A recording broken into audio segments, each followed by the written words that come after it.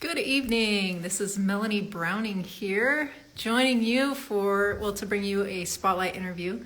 Tonight is another person from the show Beans, a TV series, a pilot, and it is Keeley Bright, and she is here, so I'll get her on here. I know this is going to be a super fun show. If I can push the right button, it would help. There we go. Thank you, everyone, for jumping in already. Hey, Keeley, how are you? Hi. Good. How are you? Good. I am loving that blue back there. That's awesome. Thanks. We painted the wall. Oh, that's so smart. When the first studio I set up, I bought a backdrop, and it was painting's the way to go. That's super. We've awesome. Gone through that as well. Yeah, we definitely have our fair share of backdrops folded up in the closet right now. That's funny. Well, welcome, and may I ask where you're joining us from? Right now we are in Arizona. My favorite state. Yeah. Awesome. It's a great That's so state. cool. Yeah. And it's where I had the pleasure of meeting you on the set of Beans recently, which has been wrapped and is in the can and is in post-production. So congratulations on that. Thank you. That was so much fun. Yeah, it was great meeting you and great being a part of that. I mean, it was such a fun experience, a fun group of people. Yes, absolutely. Yes, a very big group of lots of hugs and warmth, and also the sarcasm, and there's so many, yourself being a comedian and so many other people on set just to have that quick wit. It made it really fun and light as well. So that's awesome. And Jeffrey is here too. He's made it. Hi, I'm so happy he made it. I know. I'm so glad he joined the Instagram lifestyle. Yeah, I know. We sucked him in, so he's gonna hate me later, but that's okay. So I just want to jump in. I like going over the background of where people are and where you got into this. So you're an actress, comedian. Is there anything else, or how would you describe yourself in this industry? Yeah, I mean, pretty much actress and writer. My husband and I write. We're a writing team. We also write with another couple. So we're writers, mostly comedy, but we do dramedy and some drama as far as writing goes. And then acting, I've been doing that since I was a little teeny bopper. So yeah, acting since as well. 18 months, right? You said yes, pretty much 18 months. 18 months, and it's the first job I ever had was an acting job, which is fun to think of that way. It's crazy too, because it's sometimes I forget that. For a long time I forgot that, and it's oh yeah, I've been doing this my whole life, even though there's been a huge break in between when I was going to school and took time off. It was oh yeah, this was actually the original thing I was doing, first thing I ever got paid to do as far as a job goes, and I love it. And so I always knew that I always knew it was a part of my life and I was going to come back to it at some point. But yeah, I would describe myself as that. And I love comedy. Obviously, that's one of my favorite things to do. So often I'll say I'm a comedic actress because I just absolutely love the opportunity to do comedy. But I love drama as well. I mean, it's all fun. It's storytelling. Yeah. And one of the questions that jumped out to me, it showed, going back to your great-grandfather being a writer and your dad being, I believe, an actor and assistant director, and you being on set really young and absorbing that. Now, I kind of look back at my childhood and, my dad used to take me to work and stuff like that. And I'm not out there fixing diesel trucks, you know what I mean? So being surrounded by it and seeing the enjoyment and that is one thing. But what do you think for you personally it was that really sparked that desire and that interest to pursue it? That's a great question. I mean, so many things, I think initially it just feels like home being on a set or being part of this collaborative production. I'm not sure if you can hear, but our toddler is singing from her bed right now. Sorry if you can hear that, but. Oh no, that's wonderful. That's awesome. Yeah, I think, from a young age, it just felt like home being on a set, because it was just fun to go see my dad at work and go see what's happening. And it's I knew everybody, who was on the team, part of the crew, because these were the guys he always worked with and gals. And so it's they knew me as a little kid up there. So it was fun. The whole thing was just, this is fun. This is so cool. And it's watching magic before your eyes, seeing it all come together, and then what comes from what you're seeing live to then behind the camera, and then what you're seeing as the final product. It's just it's the coolest thing. I mean, it's just so cool. And there's so many interesting aspects to it too. So it's like, what got me inspired was seeing it at a young age and not quite really knowing all the technical parts of it, but just seeing it from like such a young age as going, this is cool. Don't walk on the wires. Everyone be quiet on set. This is fun, you know? And that's such an interesting take on it. That's awesome. Yeah, it was magical. It was so much fun. And it's like, you know, when I come to visit my dad working on jobs, it's like a group of friends working together. Of course, there were times where it's like they, you know, had to get stuff done and there would be challenges, but it's like my dad always kept a very level head. He's first AD and usually he worked in commercials. And so, you know, he always liked to be as nice as he could be because he didn't like seeing people yell at each other on set. So he always had a very even keel when dealing with everybody. And I think that was nice to see. So to me, it just felt like a group of friends hanging out, but also working. And I thought that's such a cool vibe and environment to be a part of. And so I think it's always been there, that desire to do that. And then I love comedy. I love laughing with my friends. I think that's the thing. It's like growing up, there was always like, you know, just being silly together. And then there were times where it's like, oh, well, let's film that too. Like me and my best friends, we would film random things when we had the opportunity to. And you just had a blast doing it. So it's like kind of growing up with all that around. I don't know, it's hard to explain because it's like it becomes such a part of you that you're like, oh, that's just a part of who I am and what I want to do. Well, that's what I was wondering. Like, I was wondering like how you get into comedy or how you did. So that kind of makes sense, you know, doing the skits and filming it. My question is like, what did you have like a defining moment of like getting up on stage doing like improv and that thing, or was it through classes or like? And this is just coming from a total fear of comedy on my end. I'm like really curious, and you know, to share with those out there that might be wanting to go into it. So interesting. Okay, a defining moment. I think for me, I think there were some defining moments later on where I was like, I know I can do this for like a serious professional thing, but that came later on as I was approaching it as an adult. But I think as a kid, it's like, you know, with my childhood girlfriends growing up, it was like I could make them laugh, and it was so fun to make them laugh. And then I could also make, you know, all the parents laugh. And then there were times in school, I was never the class clown at all. I was quite the introvert at times where I wasn't like, you know, I'd be more of the observer and just taking everything in. But then I knew that like when there were like projects or fun things where like we could add creativity to, I'd always want to make it funny first off. And and it was fun to go, oh, I can make the adults laugh. And then, oh, I'm making my teachers laugh because I understood what was funny and also what maybe an older generation found funny, because I have very old grandparents and I grew, you know, everybody around our family, everybody was older because I have two much older, you know, which was so much fun. They were in high school when I was in grade school. So I had two older sisters. And to me, they were some of the funniest people I knew. So I got to observe and watch them. And they both never want to get on stage or do anything crazy like that. And we talked about this later on. I'm like, you guys are hilarious. And you do crazy, funny things in front of, you know, all of our friends and family. But they're like, oh, but I would never get up on stage and do it. So it's funny how, to me, they were some of the most outgoing people, and I got to see that growing up and learn from that. And yet they don't want to get on stage and do it. And sometimes I would be much more quiet in person and around people, and yet I'll want to go up on stage and do that. and be a crazy character in front of the camera, or like live improv and, you know, doing things like that. And I think, you know, later on what helped was just going to class and getting really, really competent at what I was doing and becoming really efficient and working well and going, okay, I can see myself doing this professionally because for me, it's like I have confidence when I'm competent. And so I'd like to study and work hard at something to know like, okay, yes, yeah, I can definitely pursue this on a professional level because I know what I'm doing now. And see, that really strikes a chord with me, because when I met you on set of Beans, I think that's something that really jumped out to me. I mean, your comedic timing, your personality of who you are, you know, while you weren't in character, it was just beautiful. And, you know, your acting is great. You had me chuckling, trying to be quiet over to the side. But in addition to all of that, like, you were just the competent part is what I'm saying is jumping out to me, because you were so prepared, you were so ready.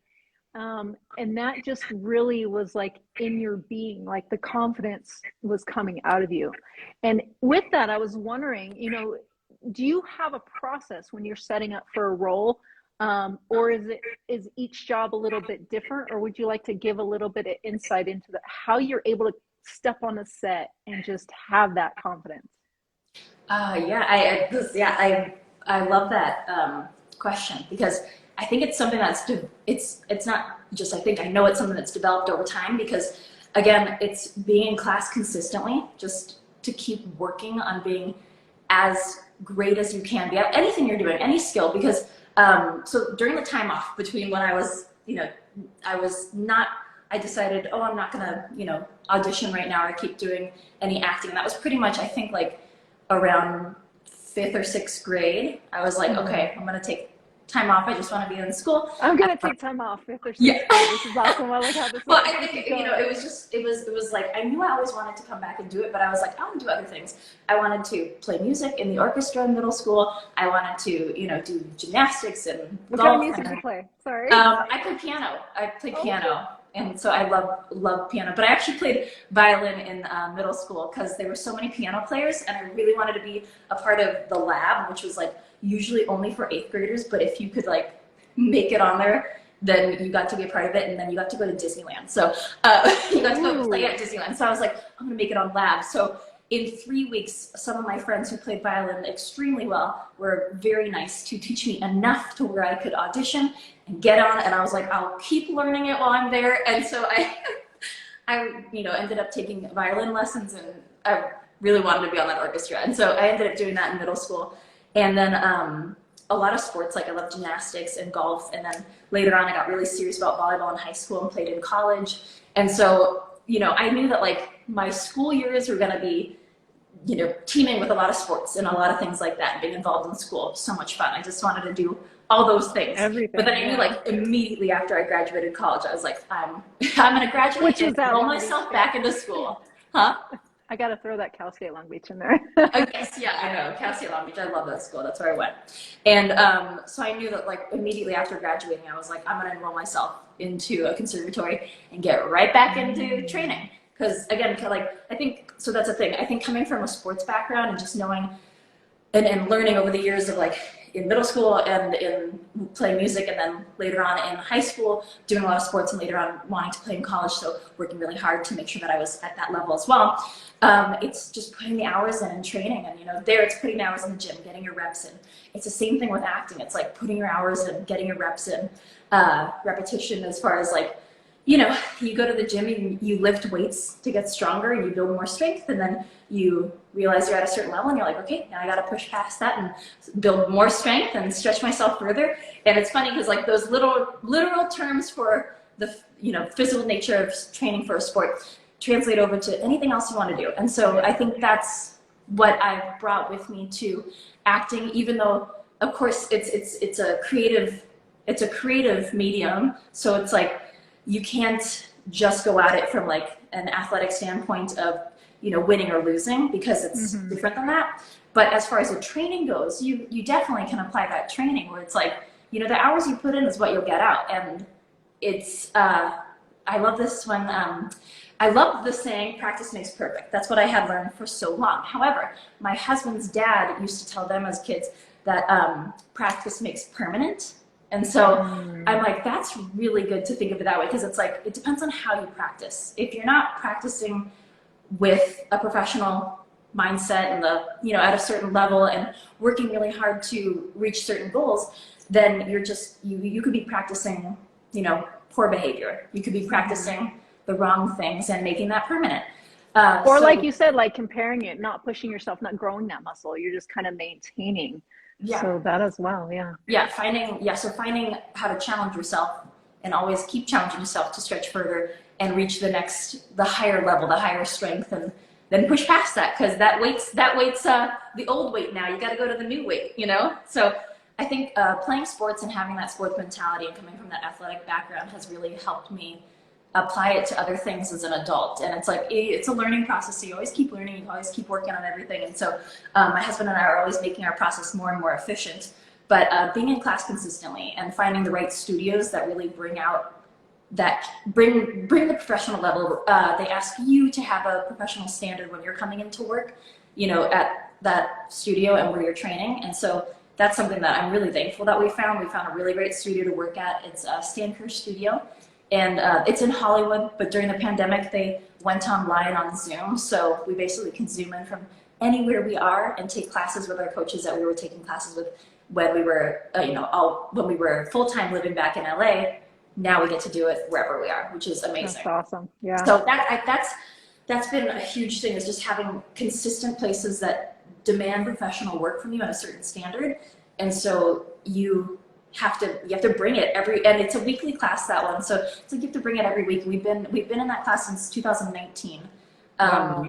Had a little break during the pandemic to figure things out, but then came back to it. And so every week it's just, again, that consistency and consistently working at a certain level. So it's like, you don't want to just consistently do something at any old level. You want to challenge yourself to go, I'm a professional and this is the level I bring. And I want to also be in a race with myself where I push past whatever I did last week and bring a new level of what I'm doing. So I think that is what really helps. I love training. That's very helpful. And it really is important for those looking to go into, I think the arts. I think a lot of times it's easy for people to get lost in, the magic or the mystique of it, and to really think, you can be discovered, which, yes, it can happen. But I mean, you've got to put the work in. And that really just stood out really with everyone on set. They came with their A game. And it was really an eye-opener for me and great to see firsthand. So I appreciate that from you and everyone that was on set of Beans, and just really trying to share that with those looking to go into the arts and in any craft. You got to put the hours in and do the work. And so, yeah, that's wonderful to hear you say that. And I love the sports analogy. It's always go back to that, remind yourself, to put the practice in. That's great. Yeah. And it should be fun, if you love what you're doing. Trust me, there's been weeks at a time. And my husband and I are both actors. We met acting, and we met on the cast of the sketch comedy show. So there's been weeks in class too, where we're just, sometimes you struggle, and it's like, and it could be frustration of just, things aren't where I want them to be right now. And like, everybody goes through that frustration and that struggle. But just like when you're working out, if you're not struggling, you're not gaining that strength, And so you're going to struggle until it becomes easy, until you got it. And then once you got it, you again stretch yourself and push past that, and then you struggle again. So I think falling in love with the struggle and going, every time I struggle, I know that there's going to be like this huge breakthrough, that I'm going to be at this new level. So it's almost like exciting, frustrating at the same time, but exciting to get frustrated, because you're like, okay, I know I'm in the thick of it right now, and it's very frustrating. Are you able to do it? Are you able to do it real time, where you catch yourself like being that happy? Oh yeah. Oh my gosh. Yeah. There was one week where, they switch it up all the time. And at the one studio that we were training at, they'll switch it up where it's like we're doing a live callback audition, as if we, got the callback, it's a live one, and you're getting one take. That's it. And there was just something happening technically going on with the computer at the time. And so things were thrown off. And it's like, it creates that sweating situation where you're sweating, and this is, a series regular. It's a big role. You have, 3 scenes to do, and you're ready to go, and you're off book completely, as far as that goes, how you want it to go, and you want to connect with the other person that you're reading with at that time, and, doing all the things.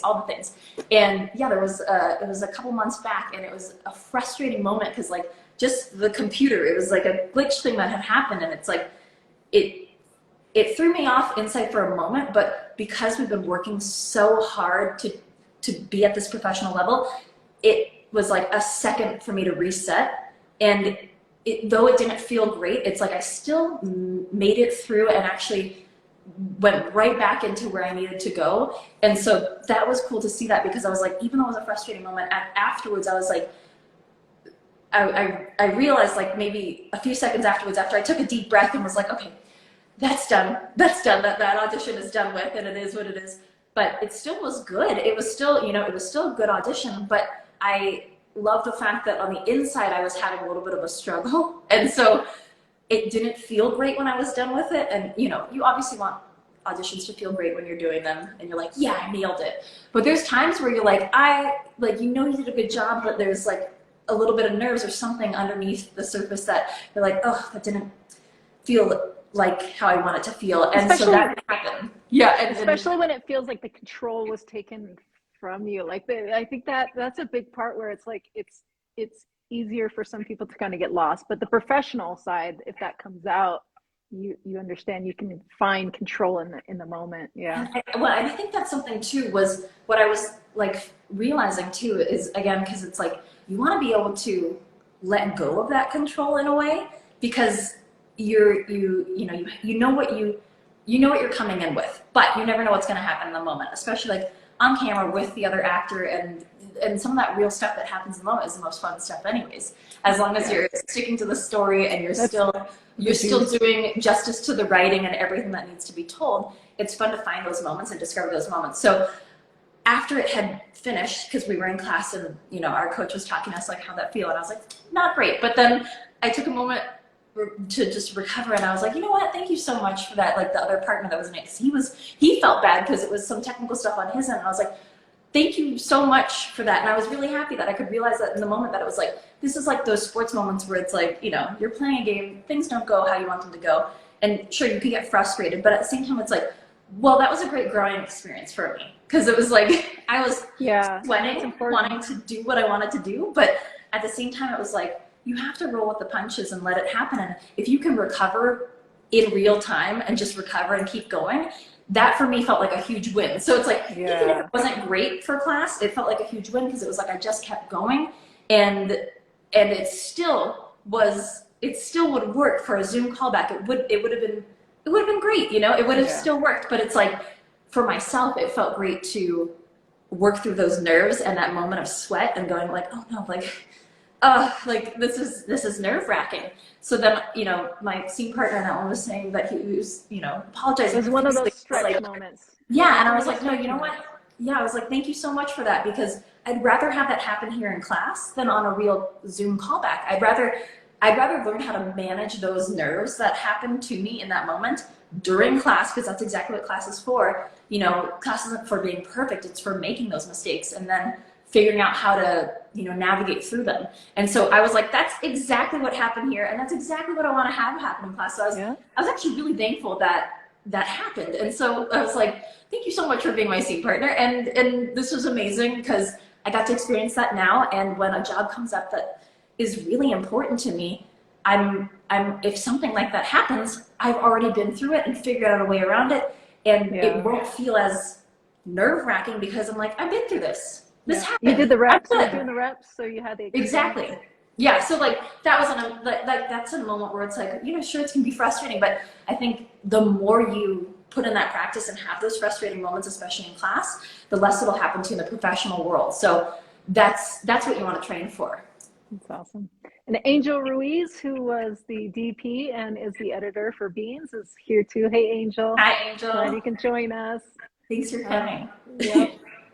I wanted to ask you, in talking about growth and in stretching oneself, where do you find yourself looking to next? Like, are you still kind of, I know you're always going to be doing those reps in certain areas, but is there a certain area that you're looking to venture in, or any type of projects that you've got your eye on? Yes, yeah. Well, so my husband and I write a lot, and we write pilots, and so we are learning a lot more about cinematography and lighting and just all the other components that we aren't technically trained in and haven't had enough experience in to know. But even if we're just learning it to communicate how we'd like to work on a project with someone who actually is very well trained in that, that we're learning about that right now. So we're enrolled in a film school, and we're, you know, doing lessons at night, which is lovely because we have kids during the day. And so my husband and I are learning about it at night and having a good time. Just, I mean, it's fascinating. Like, lighting is so fascinating. That's something that we're learning about. Like, you know, we're getting much better at our own setup for our own self-tape auditions as far as lighting goes.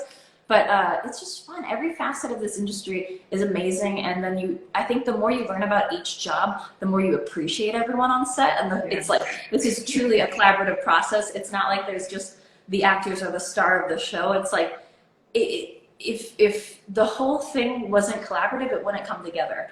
And so it's like, learning how to do your job is really important. So I love being really good at my job and learning how to always do my job better.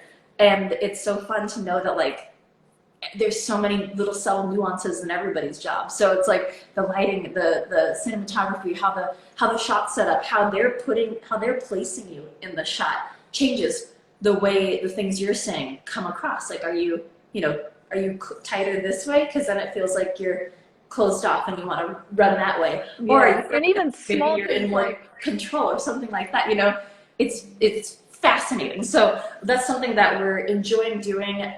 Whether we, you know, I don't think that we're going to become cinematographers ourselves, but it would be fun to be able to produce some of our own projects and communicate the things with the technical terms, at least to go, I know a little bit of what I'd like to have happen here, and then place it in the hands of someone who really knows what they're doing. That's exciting. That's wonderful. You shared a lot for people that might be new into the business or wanting to venture out or learn a little bit more. Are there any other tips that you'd like to share with anyone that you've learned along the way? Maybe something that just really, man, I wish I would have known this years ago. Anything like that? Oh, I mean, there's so many. You know, I mean, you know, in this career, it's like there's so many. We're always learning. My husband and I are always learning.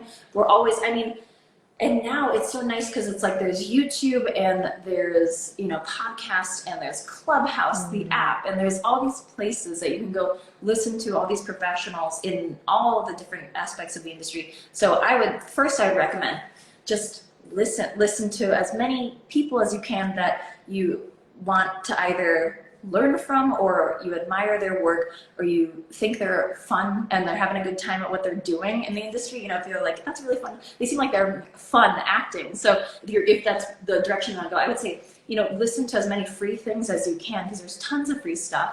And then also, like, enroll in classes. You have to be trained to do this. You have to. And so, and not just like one class, it's like, you know, a workshop that's 3 days, or like you meet once for 3 weeks and that's it. And then you put it on your resume, and it's like that, it just won't help you, because you're going to get nervous when you have those auditions, or you're going to get nervous when you're doing these things. And so it's like, really becoming competent is also like a way for you to walk into them and go, I know what I'm doing. I know what I'm bringing, and I don't have to question if my work is good. I know my work is good. All I need to know is it in the direction that you guys were hoping it was going? Because sometimes, you know, you'll make a choice and it might not be in the right direction, or they might love the choice you're making, even if it wasn't the original direction, or they can tweak your choice, but because you've been in class, you can easily take their direction and go that way with it. So I would say, you know, training is number one, if you're starting out especially. But even if you're not starting out, it's like, why stop learning? You know, that's fun. That's the fun part, is to keep learning. So I love I love how you said, you know, listen to different people and see who's like fun. Because you know, when I was really young, I kind of got into the acting world, and I get programmed into me these thoughts and beliefs of how it should be. And a lot of it was really negative and very competitive. I'm not saying that doesn't exist, because we know that there are things that exist. But I think now I know that I can look for the different groups, the different pockets of the way people do things. And there are those fun sets. There are those people like your father, who you said doesn't like the yelling on the set and wants to treat people, you know, really well. So I think that's really, that's something that jumped out to me, that when you said it, to look for the people that resonate with you, because you really can find, you know, those groups of people. Yeah, and there's tons of people out there. Like, I mean, there's so many different directors, writers, or there's people who are triple threats, quadruple threats that do all those things. And so it's like, you know, there's tons of places to watch more interviews from people and just to hear where they came from and their tips. They always give tips, which is great.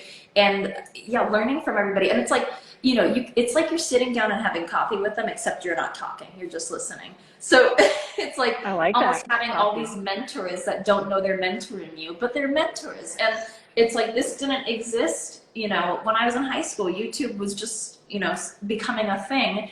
And so it's like, this didn't exist prior to that. So I feel like we have a huge tool there just waiting for us to use it properly. Of course it can be used, you know, improperly. Everything can be used the right way or the wrong way. But I think if you're really focused and you want to use it the right way, seeking out those sources of knowledge and inspiration, and, you know, again, like, there's tons of ways to look at this industry, and there's tons of negative things. And I've definitely had my fair share of, you know, weird experiences and not great experiences. It happens, you know, and that's going to happen in any field. But I think also of figuring out your own perspective and how you want to view things is really important. And just, you know, going like some of these things you hear, it's like, well, if that doesn't serve me and my process and getting further, you know, and achieving things that I want to achieve, then why am I going to let that thought exist in my mind? Like, you know, people always talk about age and like, oh, you want to be like, you don't want to be older. And it's like, well, you have more life experience at that point, so you might be a more interesting actor, actually. And usually they are. So that's what they usually older actors are fascinating because they have so much life experience. And it's like, who cares if you're old or young? Everybody needs to play a different role, especially if you're in a family. We need grandparents, we need parents, we need aunts and uncles. You need all those roles to be filled, not just the young 20-year-old. And honestly, and there's nothing wrong with being a young 20-year-old right now, but I do think that, like, for me, I think some of the more interesting roles that I see coming up, you know, in film and television, and especially in like the TV shows that I like the comedies and the dramedies that I'm seeing, the really fascinating roles are the 30 to 40. They're writing really interesting roles for women. So I find that exciting. I'm like, okay, cool. These are great roles. And it's like, who cares how old you look? It's like, that's a fact. I'm gonna look the way I look right now or whenever. And it's like, if someone else is gonna say something, you know, during one of these interviews that gets in my head and doesn't help me progress further and inspire me to go further in what I'm doing, then I just let that thought go. That was somebody else's thought. It's not everybody's thought. Love that. It's not a universal thought. There's a lot of people that might agree with that in the industry. A lot of people on what we might perceive to be the other side of the table agreeing with that. But there's a lot of people who don't agree with that. And you'll see often, like, there's a lot of cast characters who are, I mean, almost all cast characters are rooting for you. If they're calling you in, they're rooting for you. And that's another piece of advice that I love to give people is, like, that's something I figured out later on, but it's like they're rooting for you. If they called you in, it doesn't matter what the character says. If you don't agree that that breakdown matches you, if they called you in, they're going, I think there's something in you that I see, that I could see you doing this. Because they won't call you in if they don't want to see you. And they don't call you in. Yeah, oh, sorry. That's one of the things that jumped out to me, and someone told me, and it finally clicked, is like, they want you to be the one that they need. Yeah, they have a job to do. They want to hire someone as soon as possible. Yeah. So it's like, if they're calling you in, they want you. They believe in you, and they think that you can do the job. And it's like, sure, they've called in some other people too, because they think that all you guys can do the job. And they're like, and the thing is too, it's like, they might not have one favorite. There might be like 8 that they're like, these are all my picks. And, you know, I love all of them. I'm rooting for all of them. They all can do the job. They all do it slightly different. And then they pass those on to their clients. And then the clients make some of those other decisions that are not based on if you're talented or not. Because at that point, you know, everybody did a great job. They did their own unique job. And you can't ask anything more from yourself other than doing that wonderful professional work that you turn in and doing it your own way, you know, because that's what you do. And then from there, it's like, whatever they need to balance the show with, or whatever, it's like out of your hands. That's where it's like really not in your control anymore. So it's like, that's something else that, like, I love to, like, you know, explain to people if they're newer in the industry, is like, be really competent by going to class, training, studying really hard. So when you walk in the room, you know that you're doing a really good job and you're giving them the professional work that they need. But after that, it's like, forget about the audition, forget about it, because it's like, more auditions will come. They will. And as long as you do a really good job, you're going to book that office. So you're going to get more calls back from that same casting office, because they're like, I know they train in professional work every time I call them in. And it's like, then it becomes a matter of time rather than, oh, will it happen? It's like, it just, you know, it's just going to be a matter of time of when it happens for you in that casting office because you've done good work. You hang out in the barbershop long enough, right? Well, yeah, and it's like if you're getting called back in, that means they keep seeing you for these roles, which is really good. So it's like you just want to book that office, and then, you know, then the auditions will keep coming in from them. That's like another tip. I'm sorry, I know we like jumped around to a bunch of different things, but that's something that you learn later on as you keep building your intestinal fortitude in this career and figuring out how to, you know, protect yourself from other people's perspectives that might not serve you, you know, and what you want to do and where you want to go. So it's like you gotta, you know, get a very strong mental game, and it's like it's not rejection if you don't book something. If you get called back into that same exact room again, it's because you did a good job last time, and they're like, I'm gonna keep calling on them because I know that I can trust that they're gonna turn in good work, you know. And that's the thing, is like building the trust in the industry. That's a huge thing. Is the getting people to trust that I know if I call upon them, they're going to do good work. That's awesome. So many great pieces of advice. I'm like, it just jumped around everywhere because I'm like, you know. Well, that's what's funny. It's like when you learn these things, you're like, I want to share it. I know. Everyone needs to know it. It's so great. And there's so much. There's so much. What some of your works, the things that you want to share, what do you want people to run out and see you? Can they see? Where can they see you? Where can they connect with you? Well, oh yeah. So, I mean, I'm on Instagram, as we know. I just did a table read for this award-winning script that I got asked to do, which was so fun. It's a great script, by the way. I could not stop reading it. It's called The Good Woman. It's written by a mother-son team. And they were one of the 15 scripts to be invited to actually virtually tape a table read. And it's going to be shown at the Imagine This Women's Film Festival in Brooklyn. So we just did that on Friday, one of the days. I'm like, I don't know what day it is, but we just did it a few days ago. It was super fun. And when they sent me the script at the beginning of the week, I was reading it and I could not put it down. It was just so much fun. It moved so well from scene to scene that I was like, yeah, I can see why you guys are winning at this at all these festivals. So that's a great thing. Like reading a script that's just like, it's like butter. You're just like melting right through it. So oh yeah, I mean, that's it. It makes your job easy too, because then you're like, oh, I get this character immediately, and you're like, you know, it's fun because then you're like, oh, I'm pretty sure I get the direction of where they're going, and this is a fun story. It's exciting. You don't want to put it down, so you're like, this is fun to read anyways, because it's just a great story. So that was something recently that we did, and so I think I'm not sure if it'll be up. I'm sure they'll post it afterwards, but if anyone happens to be going to the Brooklyn Film Festival, it'll be shown there live. Awesome. That's exciting. And that one's a comedy as well. Oh, man, I love your comedy. It's great.